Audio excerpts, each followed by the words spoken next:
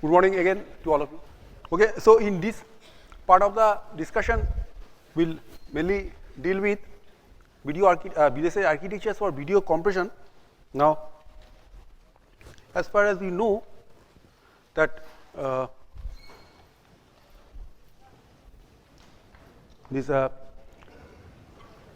transmission and storage of huge volumes of video data is very much needed. Okay, although progress has taken place relentlessly in the domain of transmission and storage of video data, but still there is need of its crucial need is there as a important component of motion. As a important component of any video codec. So video data consists of a time sequence of images. Okay, so if you want to store video in CD-ROM, let us say at this stage is 30 frames per second and using 1048 by 1152 resolution, say 16 CIF for cable television, and generate data at this rate. So only 13.4 seconds of video can be stored on 650 megabytes of CD-ROM, and it is hopelessly inadequate to store a full-length say film or a football match even. So there is every need of this video compression. Now, as for example, see very high definition, what you call high-end video signals, we may involve say to the tune of say 60 frames per second, or even for very low end, these were high end frame rate required. For low end, it may be as low as say 15 FPS frames per second for low end, but typically one requires say 30 FPS. But the thing is that, so this is the range, say every 1/10 of or 1/15 of second to say 1/60th of second, how much of the data changes from frame to frame. So you can say that very little change, if at all, or little change takes place in successive video frames, successive frames, and you have time that this amount of time is spent from frame to frame if you go at this rate. So as what you can see is that the content of the n+1th frame corresponding to nth frame is almost same. A lot of redundancy is there. So that means that we should have some means to capture the temporal redundancy, and accordingly take up the. So that means compression is the core of a digital video system, and this is one example that we have taken. Is that 5 frames are shown, and these are, if you rapidly revolve, so this small movie will be shown. So considerable similarity exists in the contents of the neighboring frames, and redundancy between two consecutive frames is definitely there. So compression can be achieved by removing the redundancy. For this, motion estimation provides us the means, and we are going to look into details of that. So for example, a small object is there at this t equals 0 and at t equals t+1, it has shifted by an amount. So if you place that 2 frames side by side, we see that there is a displacement of the location of this image of this small object in this frame and in the current frame. Okay, so this displacement we can compute by the act of motion estimation. So search window, the best match that we found is between 1 and -1. So earlier it was there and it has shifted to this. So it has by whatever motion it has now come to stay here. So 1 pixel here, 1 pixel there. Okay, and we say that the vector is 1 minus 1. Okay. Now, so how do we define motion estimation? One reference frame, usually previous frame, is used to predict the current frame. Each of the frames is divided into blocks, and a block in the current frame. For each block in the current frame, we try to find a block in the reference frame which is most similar to the current macro block in a predefined search range, because the search range we cannot include the entire frame. The search range may be somewhat larger than the macro block. Say for a 16 by 16 macro block, we can have a search range of say 32 by 32 or so. And motion vector is defined as the displacement used to describe the position of the best match block in the reference frame with respect to the current macro block. Only the difference or error between the current macro block and the predicted macro block is required to be transmitted along with the motion vector.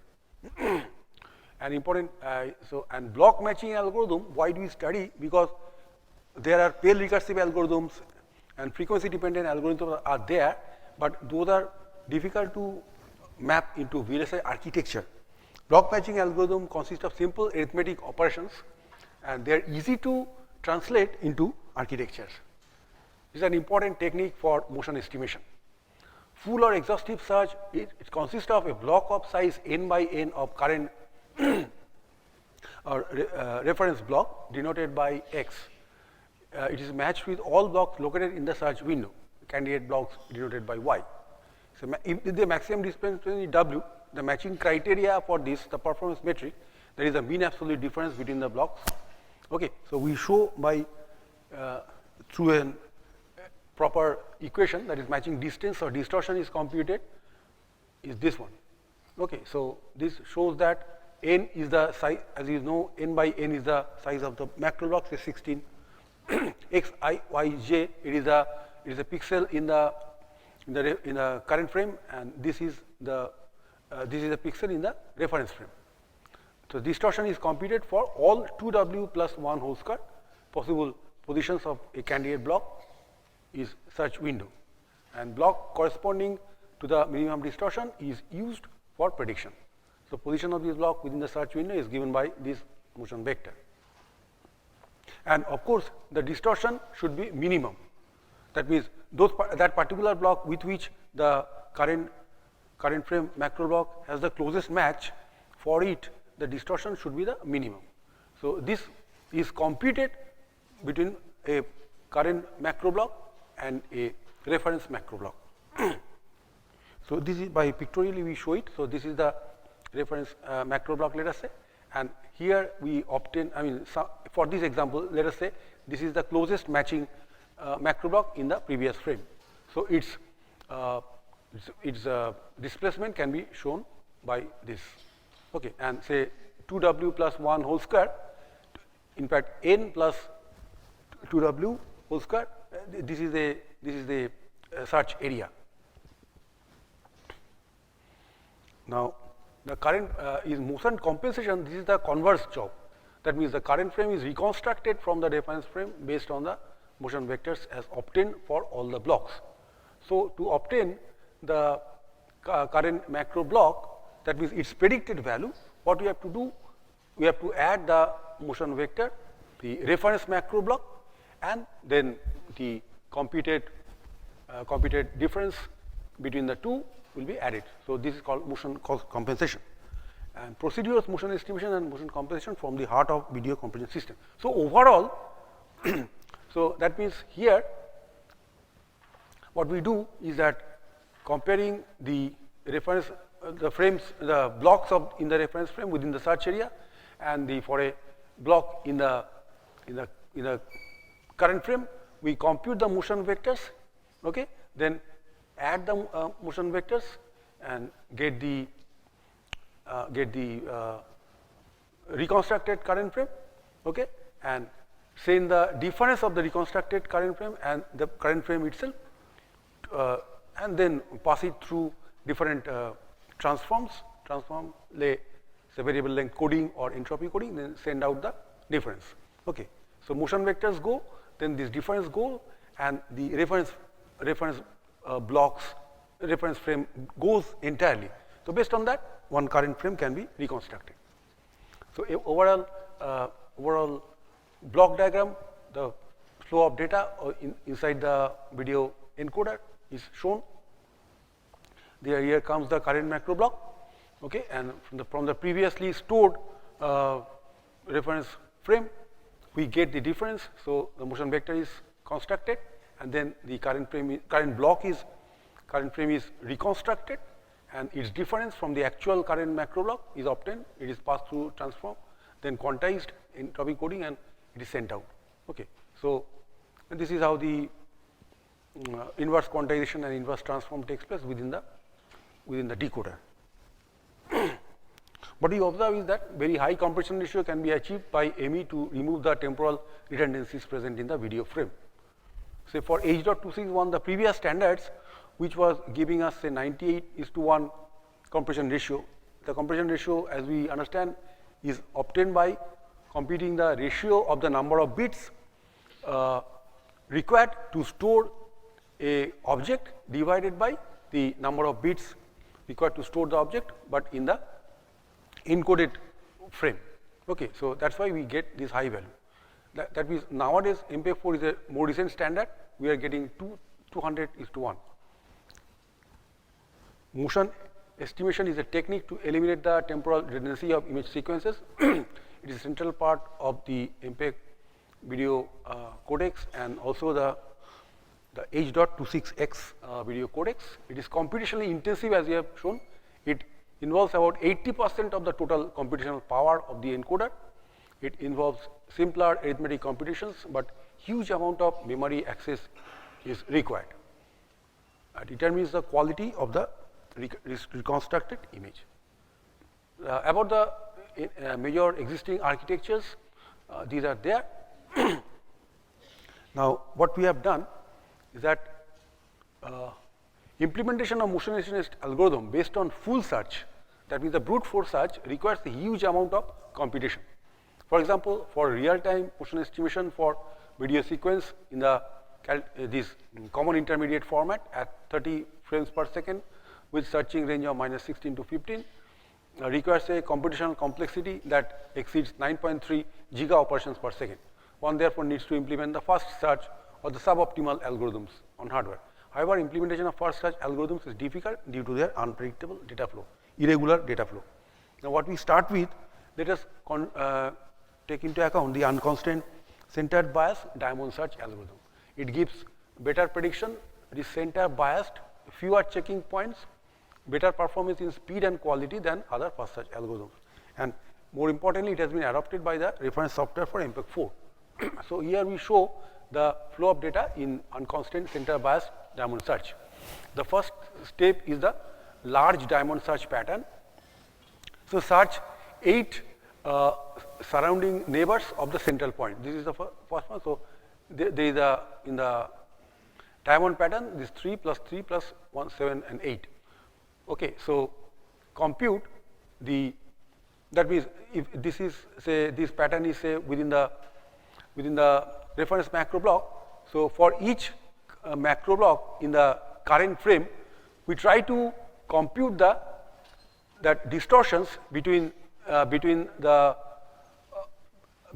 blocks situated, say the left top corner of each of the blocks with which we are computing the difference exists at this point, 4, 5, 6, 7, 8, and this one, so total 9. So we compute the differences, and if the difference, if we get the closest match with the central element, okay, then we go to step 2. Otherwise, what we do, suppose we get the match here, then we have to again take up the large diamond search pattern and repeat the procedure. Okay, so first step, the first step can be done in an indefinite manner or indefinite number of times. The second step is done only once, that means the short diamond search pattern. So that is taken only when the closest match is obtained at the center of this large diamond search pattern. We will show by example.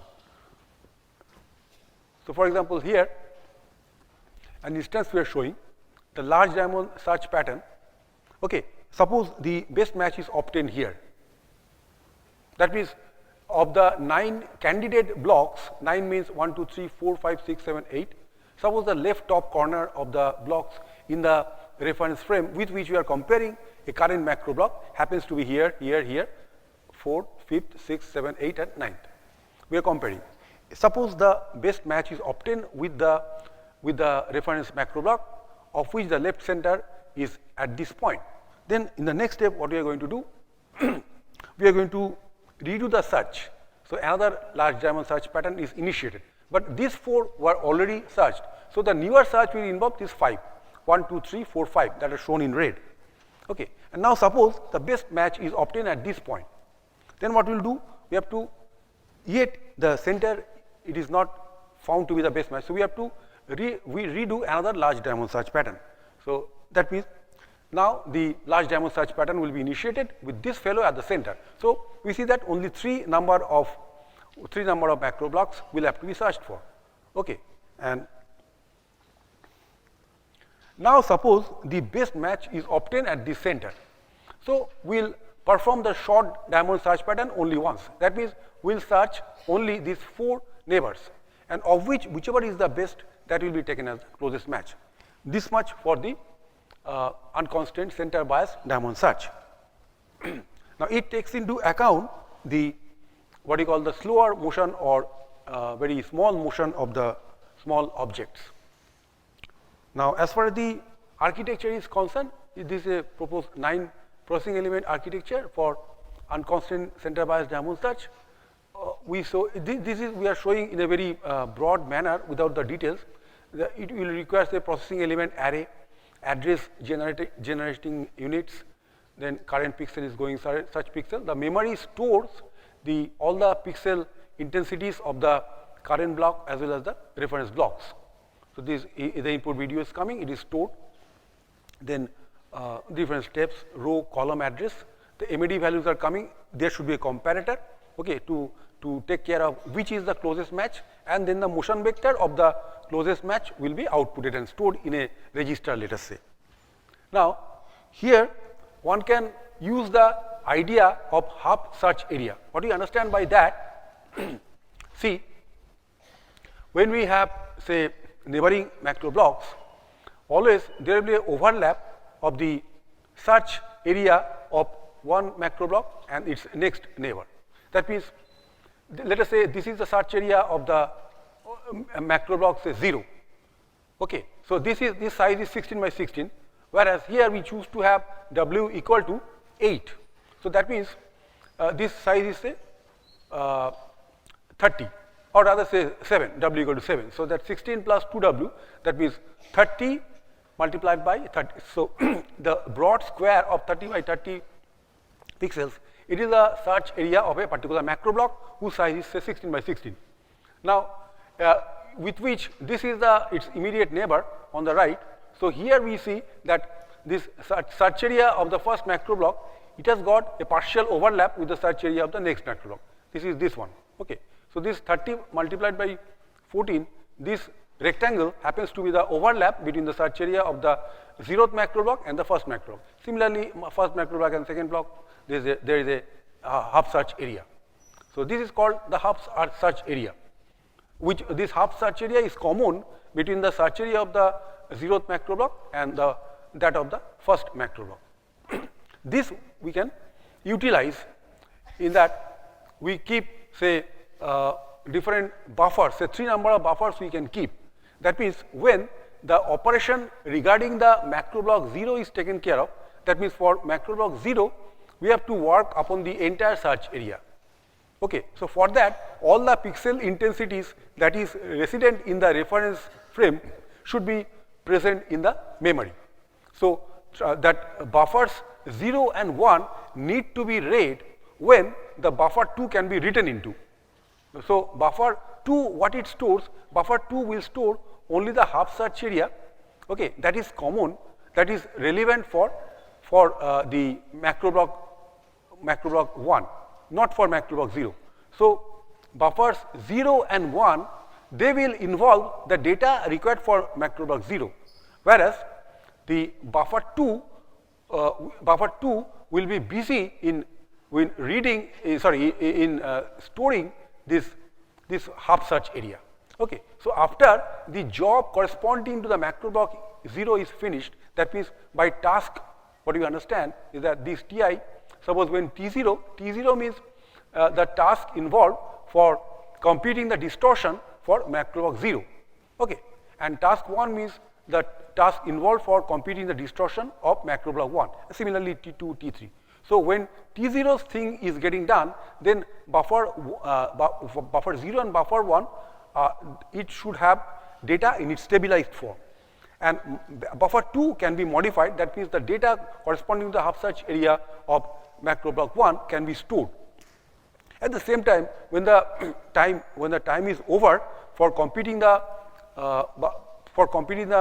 searching of the macro block 0, next when macro block 1 is taken into, then what we do, now the buffer 2 and 0 will be busy. That means this buffer and this buffer will be required, whereas this buffer 0 can be reloaded with the data corresponding to 2. So there is what you call the time multiplexed operation of writing into the third buffer while the remaining buffers are loaded, and their data is getting utilized. So search area buffers are used for each task, and the processing element architecture is very simple. What you require is that the current pixels are always kept stored in a memory, because you have to think of, for 16 by 16 block, the 256 pixels, the pixels of a current macro block should be kept fixed, whereas the search area pixels are brought one by one from the memory. So search area pixel is brought, and we compute the difference and their absolute value, okay, and there is a latch. So what you do, you have to do it for 256 pixels, so there is a need of an accumulator, okay, and after 256 clock cycles, the data is stored here and then it is sent out. So processing element architecture is quite simple. But the major thing is that we can explore the scope of parallelism here. That means, recall that the large diamond search pattern is here. Now what we have written 0, 1, 2, 3, 4, 5, 6, 7, 8, it means that we can, the 9 processing elements are there, okay, in total you have to compute the distortion calculation of 9 different blocks. So for that, 9 processing elements are dedicated, and they take their data from different modules. So these indices indicate the 0, 1, 0 to 8, they indicate the what you call the indices or the identifiers of the 9 different accessible memory modules. And of course, P0 to P8, the 9 memory, the processing elements are there, so they can take the data from this.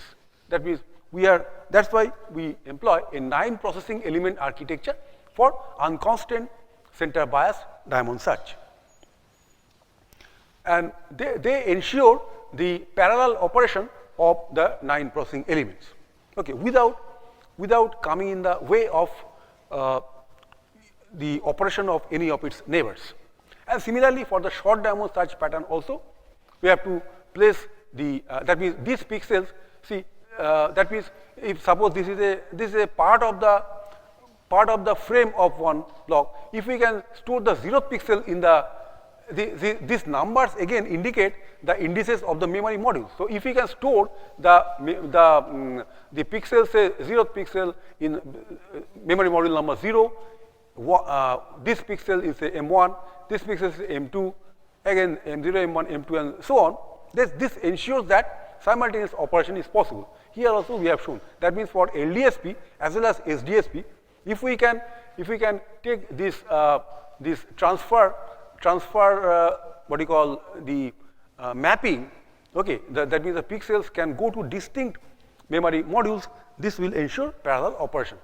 Okay, so and as far as a normal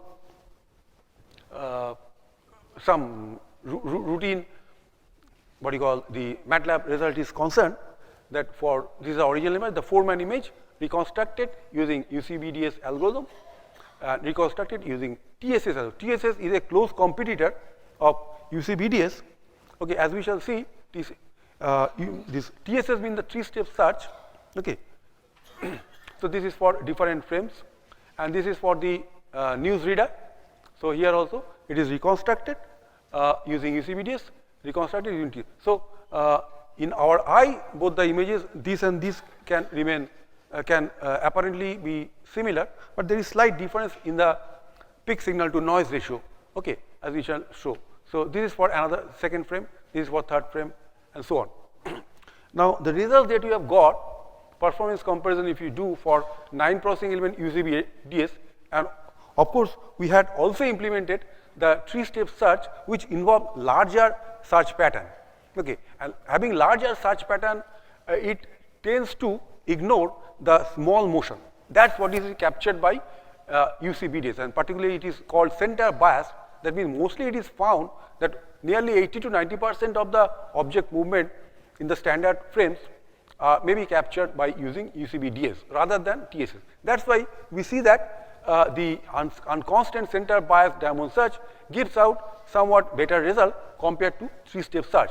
So for example, for the 4-man image, it gives nearly 38 decibel, whereas for the 3-step search, it gives nearly 36 decibel. So some improvement is demonstrated by unconstant center bias diamond search. Similarly, for the newsreader image also, it is showing 39.6 decibel, whereas for the 3-step search, it is 34.6. So some improvement is there over the 3-step search.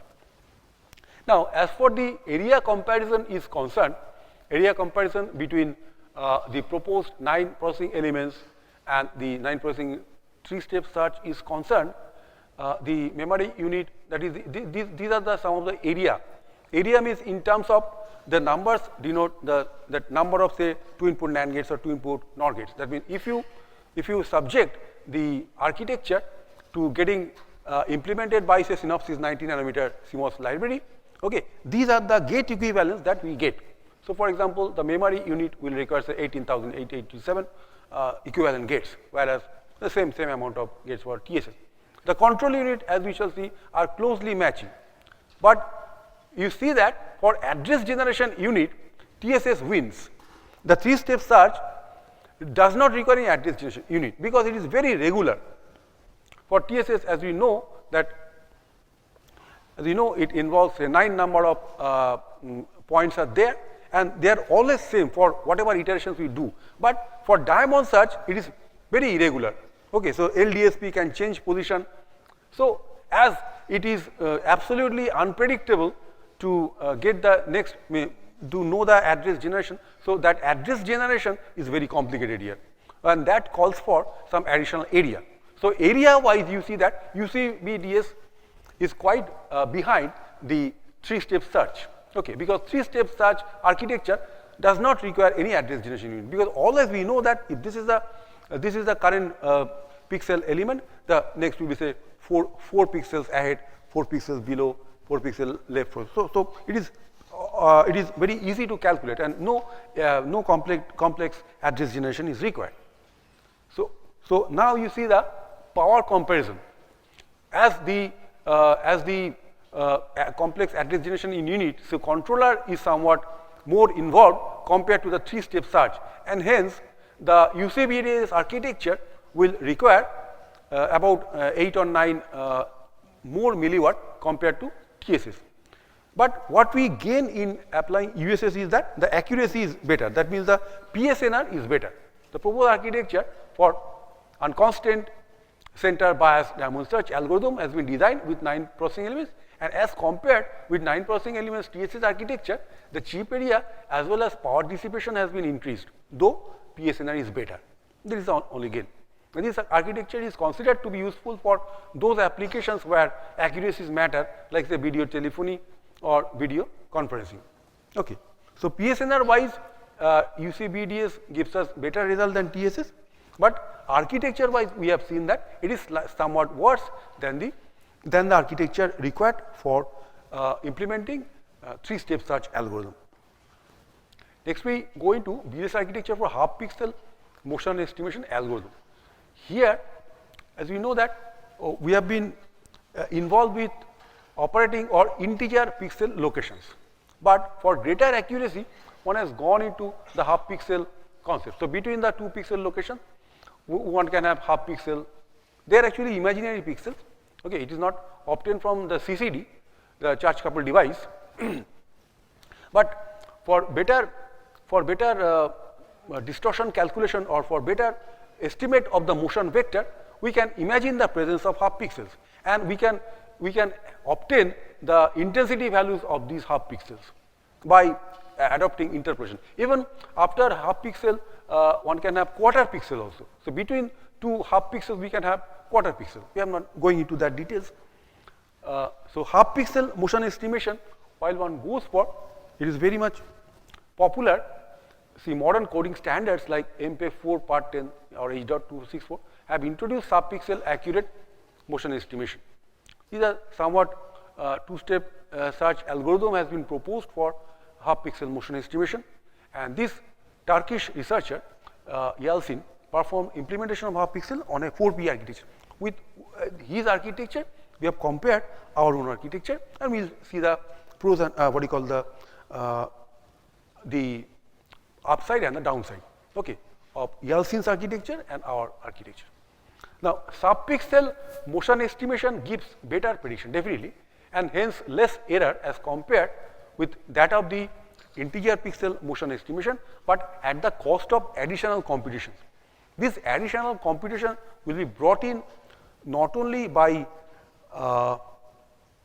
the actual computation of the intensity, which we do by simple filter operation. It is simple FR filter operation or interpolation filter, and after doing the half pixel interpolation, we have to will be involved with half pixel search. That means first we'll get the best integer pixel location by say whatever diamond search or 3-step search, and after that we'll do the sub pixel search. But prior to that, we have to calculate the predicted pixel intensities at the half pixel location, because half pixel locations are imaginary pixel. We have taken into account so that we can have a better displacement information, and subsequently it will be required in the decoder.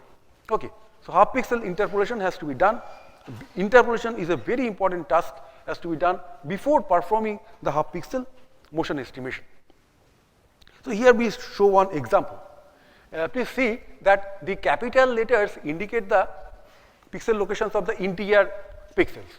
Okay, so all A, B, C, D, E, F, G, H, I, J, K, L, and here also, all of them indicate, capital letters indicate the locations for the integer pixels, whereas the small letters indicate the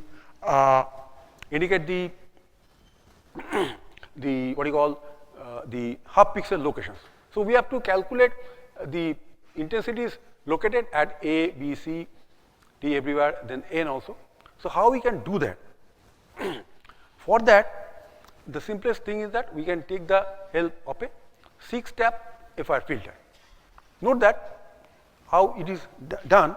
Say for example, for I, so what are the pixels situated in the same column? Say for I, M, capital N, capital C, capital I, capital O, capital P.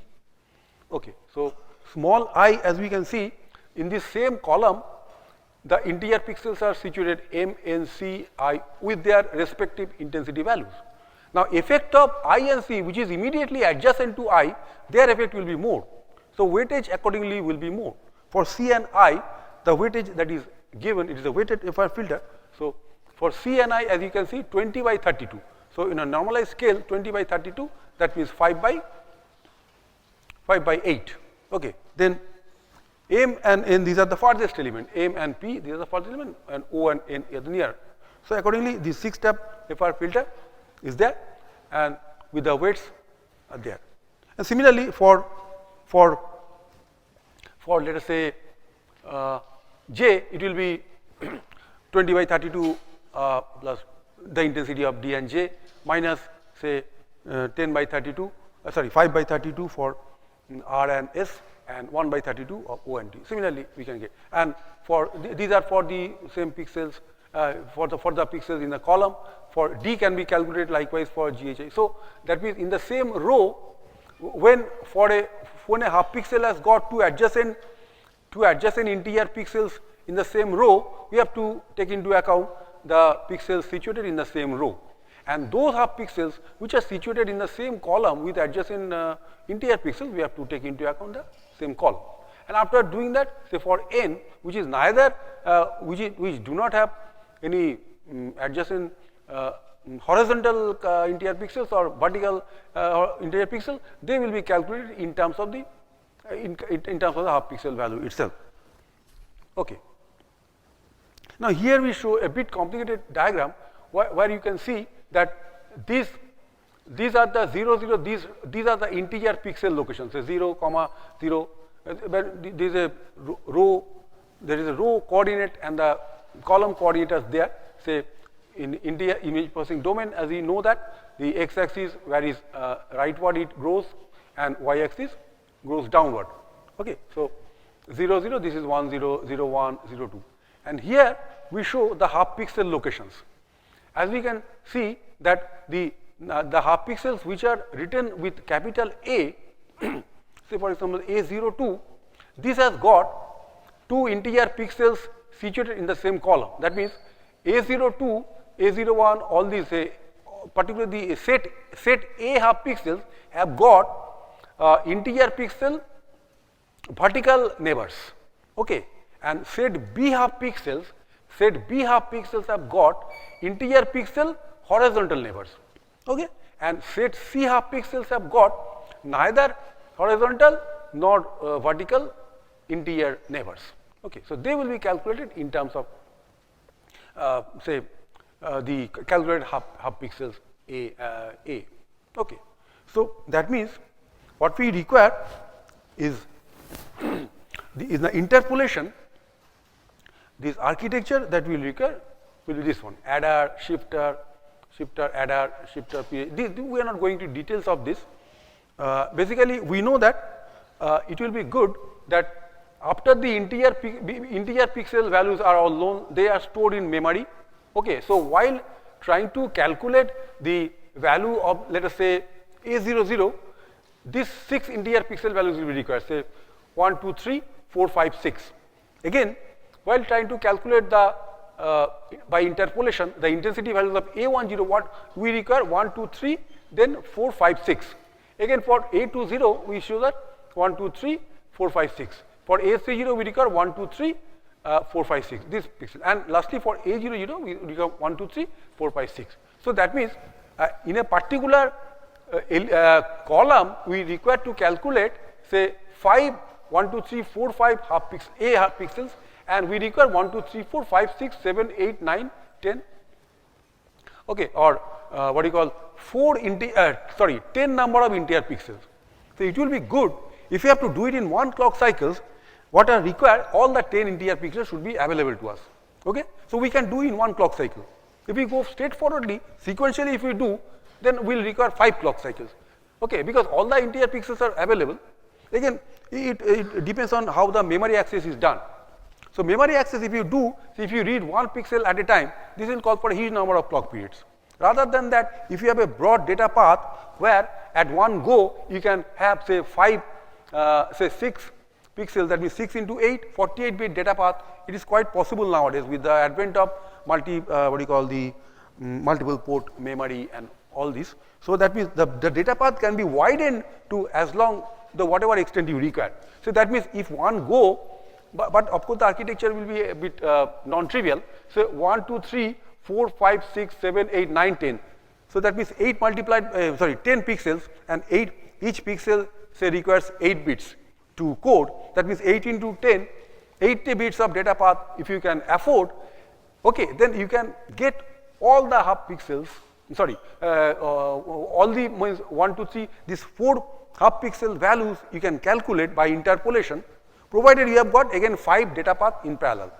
That means if you have got 5 data paths for half pixel interpolation available to you, and all the data, all these 10 pixels are available in one clock cycle straight, you can calculate one column of half pixels. Similarly for B half pixels, okay, and after that you can do C half pixels. So that thing has to be noted. Depending on how much you can spend for the multiplicity of elements, say half pixel data path, also how much you can afford to make the data path widen so that we can get access to 10 different memory locations. It is also possible by having say multiple port data, multiple port RAM, or ROM, whatever. So you can do that, but it will afford some. You have to afford some cost. Now see that one set A half pixel is interpolated by accessing 6 integer pixels in one clock. There are 5 set half pixels in one column of the search window. That means the kind of search window that we are working with will call for, say, 5 half pixels. If you want to make use of a larger search window, will require more. But at least this standard should be available. So there are 5 set A half pixels in one column of the search window, and one column of set A half pixels will be interpolated by accessing 30 integer pixels in 5 clocks. Why 30 integer pixels? Because there are 5 half pixels, and each of the half pixels will require no less than 6 number of integer pixels. So 5 multiplied by 6, 30 integer pixels should be available. And if you have only a single data path for computing the half pixel intensity, then you will require 5 clocks. Okay, so that is required. Now the entire set of 5 A half pixels in the same column can be interpolated by accessing one column or 10 of integer pixels from the search window in 5 clock cycles. So using 5 pixel data path, this is very important. Using 5 half pixel data path, this can be done in 1 clock only. Okay, so that means more area, more hardware you can afford, you can reduce the time. So you gain in time, but you have to bear the cost for what you call enhanced architecture. In the proposed architecture, 10 half pixel data paths are used. That means 2 successive columns can be done. The entire set of half pixels of the search window is obtained in 5 clock cycles. Similarly, the entire set of B half pixels are obtained in 2 clock cycles. One row of set half pixels is obtained by using one row of set A half. That means same 6-step, same 6-step FR filter. So that means this C, if you have to calculate the value of C00, you require these half pixels 1, 2, 3, 4, 5, 6, and there is a data dependency. Unless you get the value of A00, A01, A02, A03, A04, and A05, you cannot calculate C0. So there should be strict sequence. Everything you cannot parallelize, right? So that means first you calculate A 1, 2, 3, 4, 5, 6, 7, 8, 9, 10. 10 columns of A half pixels, and for B there will be 1, 2, 3, 4, 4. 1, 2, 3, 4. 4 rows of B half pixels, and then for C. So how many you require? 5 you require straight, because they say that you are working with 10 half pixel data paths. So each of them can be calculating, say, 5 half pixels at one go. Okay, so that will be 1, 2, 3, 4, 5, 6, 7, 8, 9, 10 A half pixels are there. To calculate that, we require 5 clock cycles, and 5 are there for set B, so 5 plus 5. Okay, and then once you get A, then you can reuse the first data path. So you require 5 plus 5 plus 2, or 12 number of 12 number of clock cycles. Okay, so entire half pixel interpolation for the the half pixel interpolation for the entire search window takes 12 number of clock cycles. 5 for set A, 10 columns of set half pixel, 5 for 5 rows of the set B half pixel, and 2 for the C half pixels, which are situated, which have got A half pixels as its immediate neighbor. Okay, they do not. Remember that the set C half pixel do not have any integer pixel neighbor. Otherwise, they could have been parallelized. So 12 clock cycles are required. Now, this algorithm is based upon the fact that the SAT distortion function increases monotonically as the search location is moved. The first 2-step search algorithm. This was actually earlier proposed by one researcher, Chen. Chen actually proposed this, but we have made use of this in the half pixel architecture. The search is done in 2 steps only. First horizontally and then vertically. Let us just see briefly what we understand. Suppose this small hexagon that we show here corresponds to the best, best matching integer location. Now we have to make the search more accurate. So what we do, first thing is that the first stage of this F2SS or first two-stage architecture. In the first stage, what you do, look in the row. That means here, consider, say, what is the coordinate of this will be x minus 0, 5, comma y, and this one is x plus 0, 5, comma y. So we search between these and two. That means having obtained this as the best matching integer location, now we see that if we consider a macro block of which let us say the left top center, left top corner happens to be this half pixel, and for this macro block you compare with the current macro block. Okay. Then earlier what we are doing for each macro block in the current frame, we are trying to see within a given search area what is the closest matching macro block in the reference frame. Now what we have done the same thing, that means we have got the closest matching macro block in the reference frame, but we are not satisfied with this. We want to get a better estimate of the location of the base searching. So after getting the best matched current macro block in the reference frame, now we want to make a finer search and try to get the best matching macro block, but whose coordinates, say left top happens to be a half pixel rather than an integer pixel. Okay, so first stage is that we are involved with searching with a macro block centered, say cornered at this one and the other cornered at this one. So of them, one of them will be better, definitely. Suppose this is better. If this is better, then we have a finer search but in the vertical direction. So now what we do, just compare between the macro blocks which is cornered at this point and the other macro block which is cornered at this point. So compare the distortion between this macro block and this macro block with the current macro block, and whichever is for whichever one the distortion is better or less, that will be the final candidate macro block. So we have to calculate the motion vector between this point and the corner of the reference macro block. Okay. So this is about the half pixel search, what you call algorithm. So integer pixel search must be there. We added to it this half pixel search. So this will account for more complexity. So this is how we get. Next we search between this and this. So suppose this wins, that means this is the final left top corner of the macro block in the reference frame. Okay.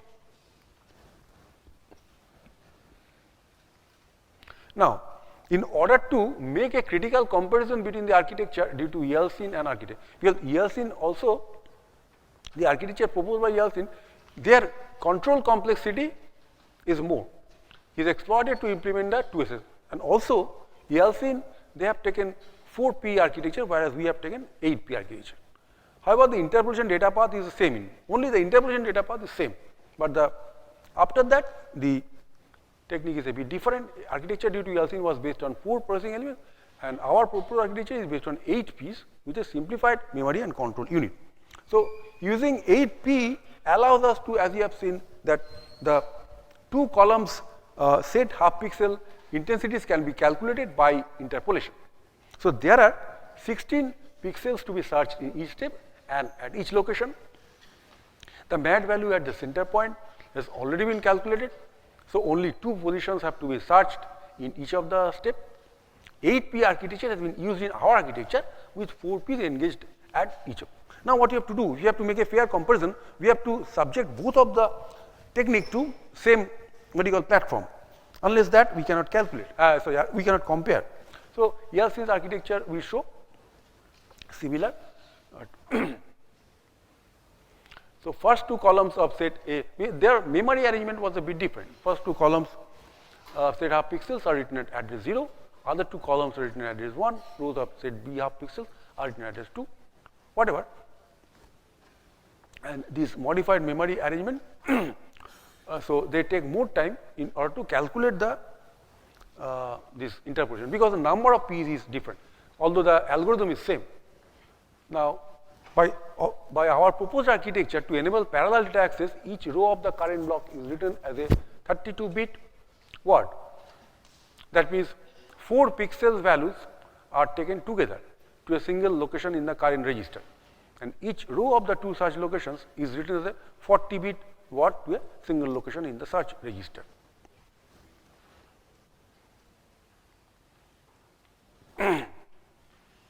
Okay, these are some of the things that we show. That means for set half pixel calculation, 40 bits or 5 pixels are taken together. Okay, and this may be a bit tedious. So what we do, we better see the so this is the architecture. In the proposed half pixel search hardware, these 4 P arrays are made to work in parallel. Okay, and search area buffer, and finally compare and see, get the motion vector of the best matching one. The overall comparison speed, if you see, our proposed architecture will definitely take more amount of area because we involve 8P as opposed to 4Ps by Yeltsin. The number of clock cycles required, same. Number required for half pixel search, here actually we are taking less amount of time. So, and number of HDTP frames that can be processed, HDTP frame is 1024 by 720 pixels. So, here we are able to process 12 more frames per second, but area wise ours is worse.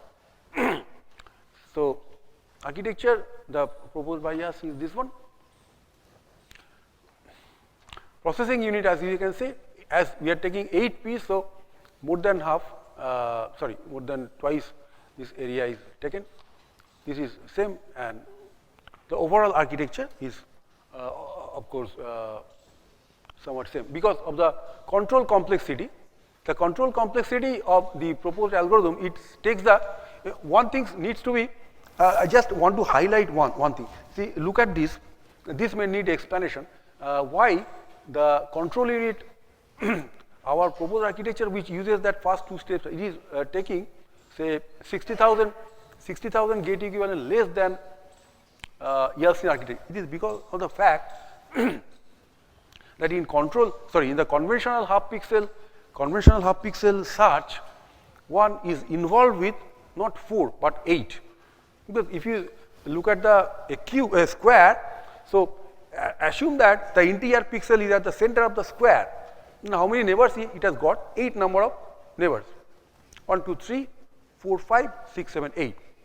But here we have reduced the search by using only 4. We have assumed, as you have seen, that we have considered 1, 2, 3, 4, 5, but in the 2-stage search, in the horizontal case, you search between the better one, and then when a particular row is obtained as 1, so you go for vertical. So, then the search control complexity of the proposed architecture is much less, whereas Yeltsin's architecture is involved with the conventional architecture. So, this one is taking less time, and the controller complexity is less. That means the hardware required to implement the control unit is also less. Okay, so that although you see that to some extent, although the processing unit we are taking 8P, okay, but as the control complexity is much less compared to them, so overall area is nearly same. Although ours is slightly more. This is a you can say 906,000. This thing they are taking 890,000. Okay, it is because of the fact that much more area is consumed for processing. Definitely they are taking 4, we are taking 8. But at the same time, as the control unit of our proposed architecture is much less complex compared to theirs, so it is somewhat a win-win situation, you can say. Now, as architecture proposed by Yeltsin in power side, you see, and here interpolation unit is this. So these are the milliwatt per the dynamic power consumed by all the units. So there is also ours slightly better, 163 milliwatt as opposed to 172. This has been done in Synopsys 90 nanometer design compiler software, which I forgot to mention. So what is the conclusion? The proposed architecture computes the half pixel search for a block of size 4 by 4 in 25 clock cycles only, which is faster than that due to which takes 31 clock cycles for a block of the same size. And the proposed architecture can process 62 HTTP frames per second, whereas only 50 HTTP frames can be processed by exploiting the architecture proposed by Yazoo. So some improvement is there as far as the processing of HTTP frames is concerned. The area for the proposed architecture is slightly on the higher side, which may be ascribed due to the inclusion of 4 additional units of P. The memory as well as the control unit is simpler for the proposed architecture as compared to architecture due to Yazoo, and hence this is more power efficient. Although power efficient, we can claiming only 163 milliwatt compared to their 162. Okay, somewhat. Now we take up this motion estimation algorithm by by combining diamond search and 1-bit transformation. That means we have to see that if we are involved with we devote 8 bits for representing the intensity of a pixel. Rather than that, can we utilize only 1 bit for representing the pixel intensity for a pixel? Okay, so computation load of the ME motion estimation hardware may be reduced by fast search techniques, that means diamond search, 3-step search, hexagonal search, whatever, and exploiting different matching criteria instead of classical MED, mean absolute difference. It can be something on, that means instead of this, although computing the difference and their absolute value and adding up, they are simple arithmetic operations, but as we are always working with 8 bits, now what we shall do, instead of the difference, the distortion matrix will not involve addition, but it will involve some logical operation. And also individually, instead of having 8 bits, we will work with 1 bits. So that will take up less amount of time and also some power. Exploiting different matching criteria instead of the classical MED. ME is based on pixel truncation. That is also possible, but we are not showing it here. Matching criteria have a direct impact on the coding efficiency and the computation load. Many matching criteria have been proposed for block matching motion estimation, namely mean absolute difference, mean square error. PDC is the pixel difference count. Okay. Evaluation of the matching criteria on pixels with 8 bits per pixel representation requires a huge amount of computation. Computational load of the motion estimation hardware may be reduced by representing the pixels with a reduced number of bits. The technique by which a frame with 8 bits per pixel is converted into a frame with 1 bit pixel is called 1-bit transformation. Yes, similarly, simply 1-BT. This 1-bit transformation, the first 1-bit transformation kernel for hardware, it was proposed by Natarajan and his Constantinides, a famous video compression researcher, probably his supervisor or whoever, Natarajan, Bhaskaran and Constantinides in 1987, and it required expensive floating point multiplication. The conversion of the original frame with 8 BPP to the binary frame is done as follows. They involved a kernel with the factor, this is a general structure, that means how you get to 1-bit transformation. That means it will involve a what you call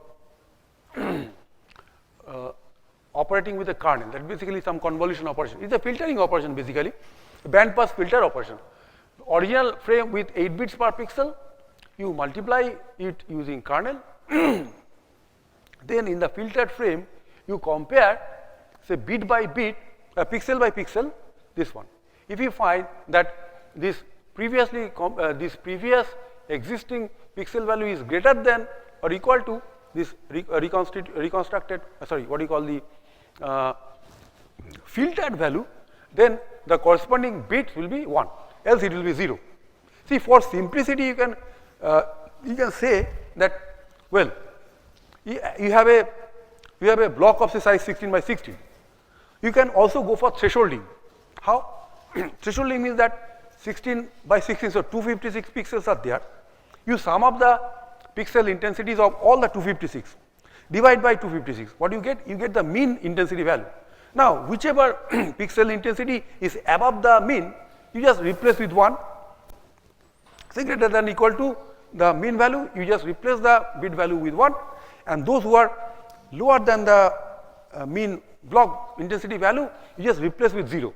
That also is a good, what do you call this, 1-bit transformation. But the accuracy will be more if you can do some fine tuning as Natarajan has done. Okay, so that is the, what you call a very easily obtainable 8-bit to 1-bit transformation. Okay, that is simple thresholding, binary thresholding. But here it is a much more refined and accurate. That's why people go for this kind. So multiband multiband pass kernel or filter in 1BT is this. If the for these pixel locations, it is given by this. So that means you obtain a 15 by 15 kernel like this. You carry on the multiplication and all that. So in the original work by Natarajan et al., the kernel used for filtering was having 25 non-zero elements and required expensive floating point element. Rather than that, Erturk, he also from Turkey, so he has come up with multiplier free MF, multiplication free 1-bit transformation. It was proposed by Erturk, in which the complex floating point multiplications were replaced by simple shifting operation. So instead of multiplying by 1 by 25, it is a complex floating point operation will be required. Rather than that, if you require only shifting, say if the multiplication instead of 1 by 25 is 1 by 16 or 1 by 32, it will be better. So he has reworked on that, and the new kernel that Erturk has come up with is this one. So here only 1 by 16, that means you can write shift by 16 every time you do the bit ANDing. So basically it involves no addition, no arithmetic addition, but simple logical operation. Simple logical operation and then followed by shifting right by 4-bit location. Okay. So it is quite what you call acceptable as far as the operation is concerned, and faster also. Number of non-matching points, this is now the performance metric rather than mean absolute difference. Okay, so you are doing mainly logical operation, not arithmetic operation.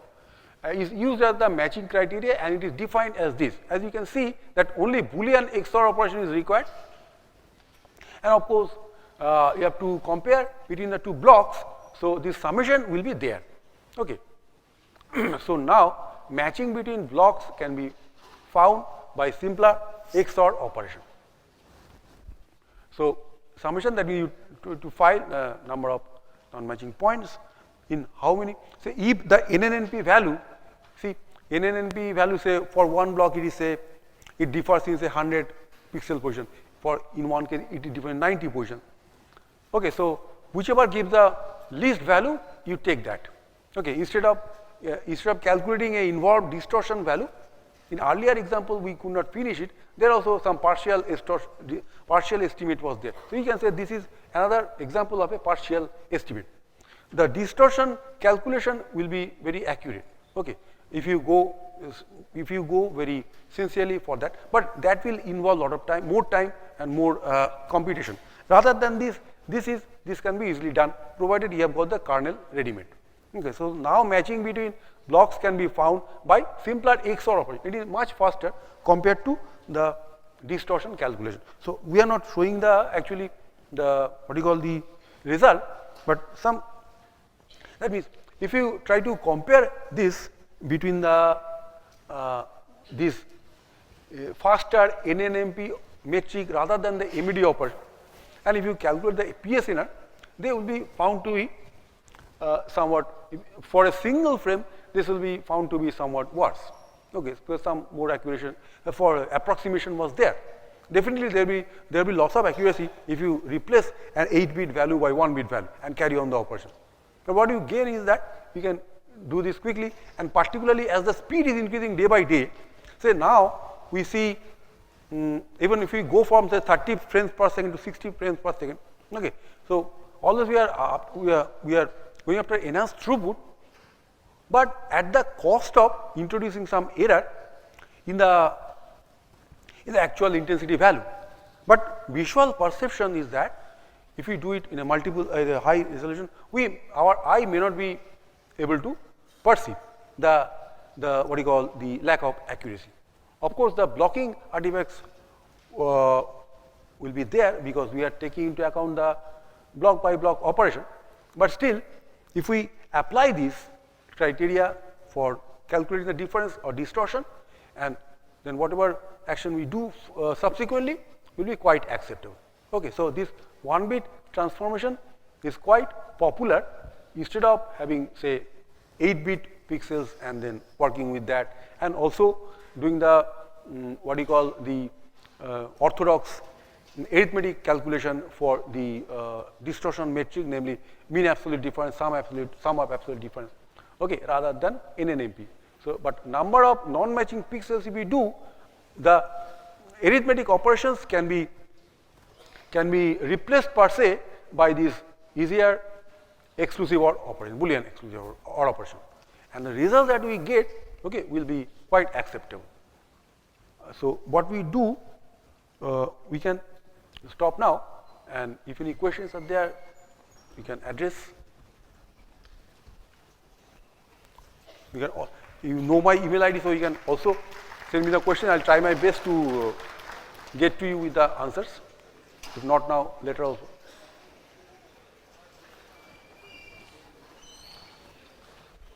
In fact, this paper we are referring to, reference number 12, Natarajan, Vaskaran and Constantine, low complexity block-based motion estimation via 1-bit transform. This was published in IEEE Transactions on Circuits, Systems and Video Technology. Then we also, this group of researchers did very highly recognized work in the domain of sub-pixel motion estimation, Celebi, Urhan, Hamzaoglu and Erturk. Then Yeltsin and Hamzaoglu is there, and this was the paper on UCBDS. This paper we took for the first two-step search, F2SS. So here, in slide number 73, you have mentioned that the power consumed by memory unit, control unit, and almost even processing unit, the level of power consumed by all these 3 units are somewhat equal. But the level of operations done by all these 3 units will be different. Memory computing and what other things? Memory, control and processing unit. Yes. Yeah, processing units means the processing elements which are busy doing the interpolation, okay, and also the absolute difference computation and doing this. Yeah, the level of operations done by all these 3 units will be entirely different, and probably the processing unit will be operating more. Yes, and the control operation will be busy. They will house some comparator to get the best of the MAD. But the power consumed by all the 3 units looks to be same. How it is possible, sir? Oh, the power consumed, probably we have taken the sum total. Yes, individually we have not calculated, but the entire architecture block which are involved in control implementation, control unit, the processing unit and the memory unit. Okay, so in fact, for memory unit, lot of housekeeping operations are there. Like for memory unit, you can do the address generating units can sometimes be in the control unit, and so those all of them taken together, that means when you write the Verilog program, okay, and you can they'll be mapped to different blocks, and in Synopsys design compiler they allow us to get the area occupied by those blocks and also power separately. So from that means although we are not able to pinpoint that why it is taking so much power difference, but overall we can form a judgment that probably a lot of housekeeping operations are also being performed by control unit, apart from doing the comparison and then generating the addresses. Address generation is quite complex, and processing element, what they do, they get the data, and then the processing element is totally pure arithmetic operation. But they are also doing some what you call control operation, that there are some multiplexers, demultiplexers, all these comparators. So whatever is done, say if we do block by block, it will take huge amount of time.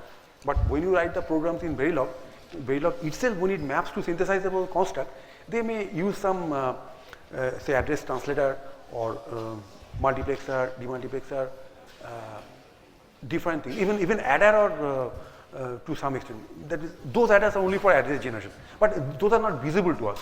So it is very difficult to find out why they are taking similar amount of area and power. Sir, you compare your result with Yalcin result. Yes. Proposed work. So is it fair to compare Synapsys result with the fabricated one? No. What we have done, those means that architecture was given in a paper. So that architecture and algorithm is also known to us. So what we did is, same Synapsys 90 nanometer platform, we implemented Yalcin's architecture and then our architecture and then compared.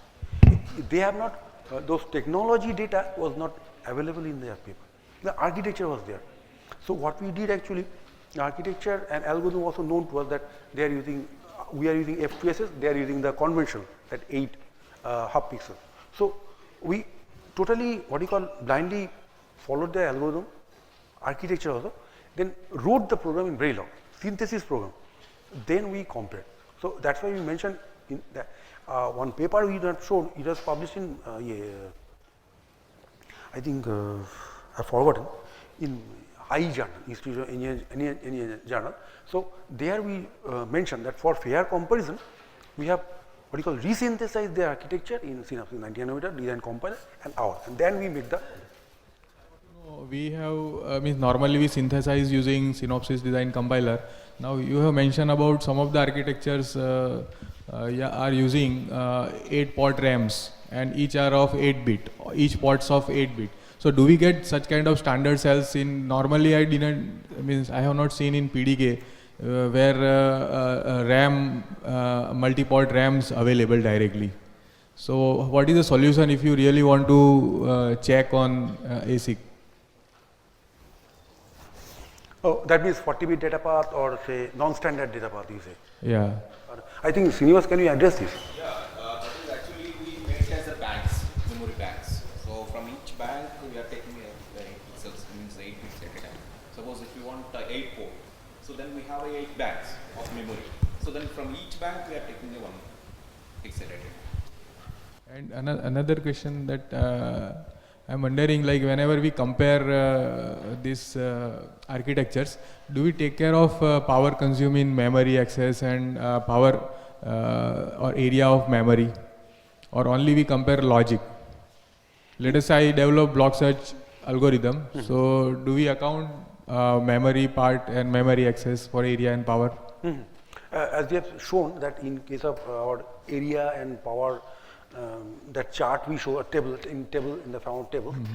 There we are able to calculate the, that means memory ultimately how they realize, maybe say whether those are 6 transistor RAM, SRAM or 2 transistor DRAM or whatever.